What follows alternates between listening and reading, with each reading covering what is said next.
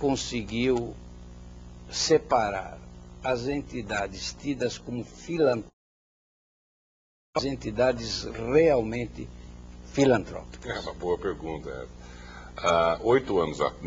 9 anos atrás, eu escrevi um livro, quando a inflação era de 46% ao ano, eu escrevi um livro, O Brasil que dá. Queria um plano, e o plano era o plano real, queria baixar a inflação nesse país drasticamente, e que aí o Brasil começaria a ter realmente, que aconteceu um ciclo de 10 anos, e essa previsão se concretizou. E eu corri o Brasil dando palestras, e eu dizia, olha pessoal, só que tem uma coisa, o Brasil vai dar certo, mas não para todo mundo.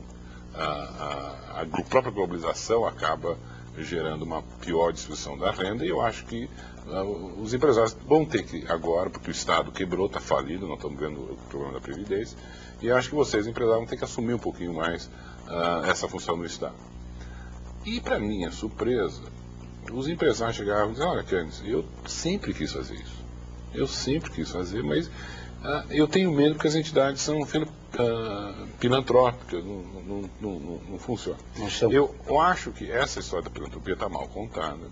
Eu acho que isso era uma desculpa para muita gente, dizendo, eu não dou porque eu não confio, todas as entidades são pilantras.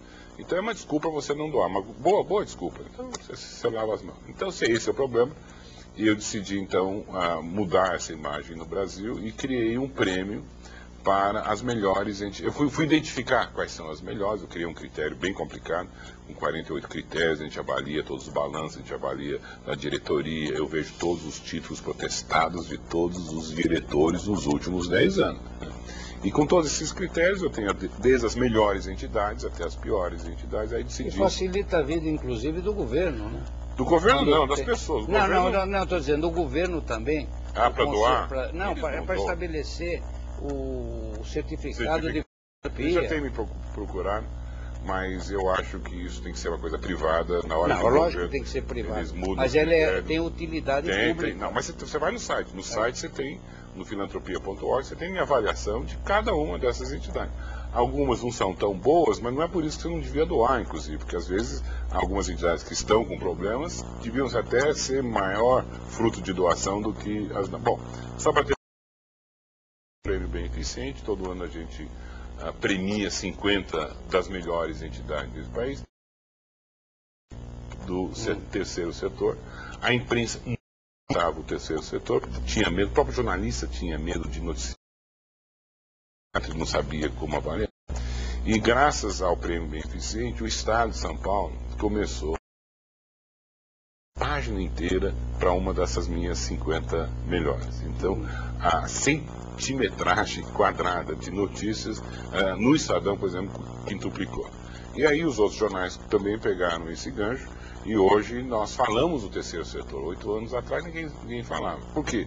Porque nós conseguimos mudar essa imagem que você tem, ou que você tinha, de que eram todas. E agora eu disse, não, tem 50 aqui que vocês podem doar sem susto. E pode mesmo, se você nunca doou, começa com essas 50. Agora, veio o dado interessante. Títulos protestados entre diretores e entidades. 98% ficha limpa. 2% tem problema.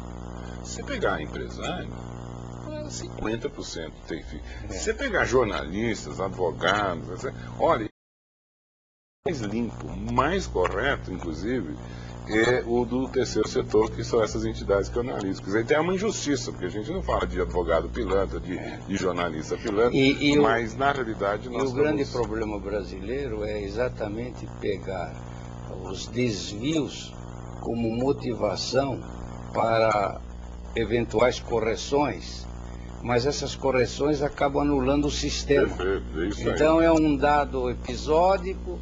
Por exemplo, eu não dou os critérios bem claros, eu digo mesmo quais são os critérios, mas eu não divulgo explicitamente os 48 critérios que eu uso. E muitas entidades, eu quero ganhar seu prêmio, como é que eu faço, né? Eu falo, olha, visite as entidades que já ganharam. Me diga uma coisa. Que é um exemplo, você seguiu o exemplo. Esta obra aqui, ela foi produzida com esse propósito, não é?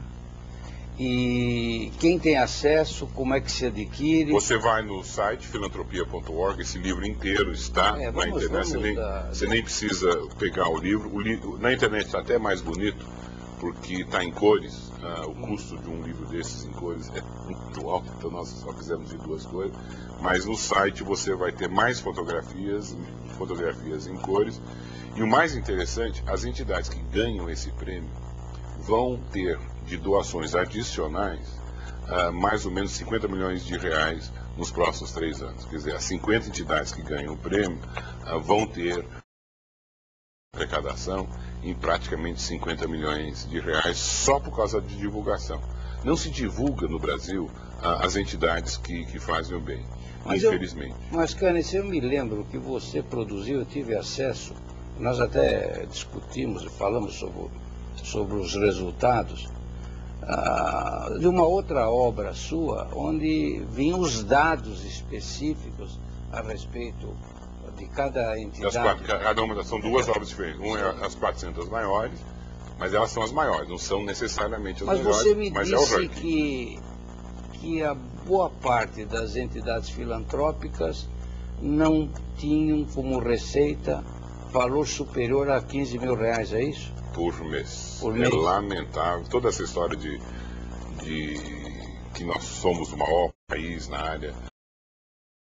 Na verdade, a 400ª maior entidade tem mais ou menos, agora subiu um pouquinho, para 20 mil reais por mês.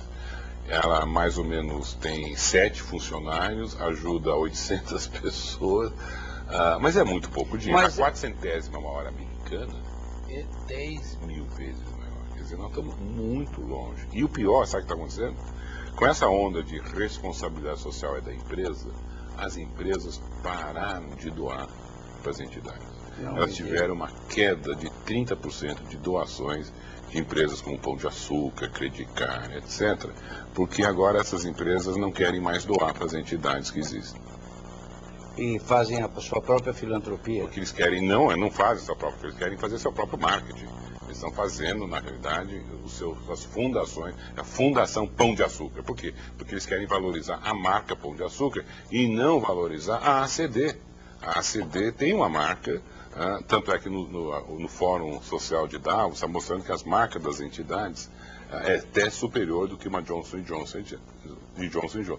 No Brasil, eles querem destruir isso. No Brasil, as empresas querem agora destruir a marca das entidades para favorecer as suas próprias marcas, dizendo, olha, como o Pão de Açúcar é bom, como a outra empresa é ótima, porque nós ajudamos Mas do social. ponto de vista de resultado, não seria a mesma coisa? A curto prazo, eu até achei, e eu estou um pouquinho responsável, porque até no início eu achava, eu escrevi um artigo sobre filantropia estratégica. Eu achava que as empresas deviam, elas doarem para essas entidades, né? Eu nunca defendi uma empresa criar a sua própria entidade, porque as empresas não são especialistas em tetraplegia, eles não são especialistas em educação infantil, desculpa. A Microsoft, por exemplo, definiu melhor do que nós brasileiros. O Bill Gates criou a Fundação Bill Gates. A Microsoft, eu sou outra pessoa. Então, a Fundação Bill Gates tem responsabilidade social. E o Bill Gates faz vacinas para velhos, não faz computadores, não doa software, não. E a Microsoft, se alguém pedir dinheiro para a Microsoft, olha, você tem que ter responsabilidade social, a Microsoft diz, olha, a minha responsabilidade social é fazer bom software. E até hoje a gente não conseguiu direito, pode até dizer isso. Mas quem tem responsabilidade social é o meu acionista, Bill Gates, vai cobrar dele. E eu prefiro isso. Porque primeiro o Bill Gates vai fazer doações como a sua esposa, quer dizer, mas tem muita gente rica que também tem problema, então está doando, não para enaltecer a marca da Microsoft, para não enaltecer a marca da empresa. Esse é o grande drama do Brasil. Eu estou muito triste, porque cada ideia boa nesse país a gente consegue deturpar com uma rapidez. Eu fico muito triste. As empresas adotaram um projeto neoliberal de filantropia. Quer dizer, é um empresário. Hoje, quem determina onde o dinheiro vai ser gasto na área social são empresários. Isso é assustador. Quem tem que decidir são as suas esposas, são os indivíduos que sabem muito melhor os problemas sociais. Eu sou um especialista há 8 anos.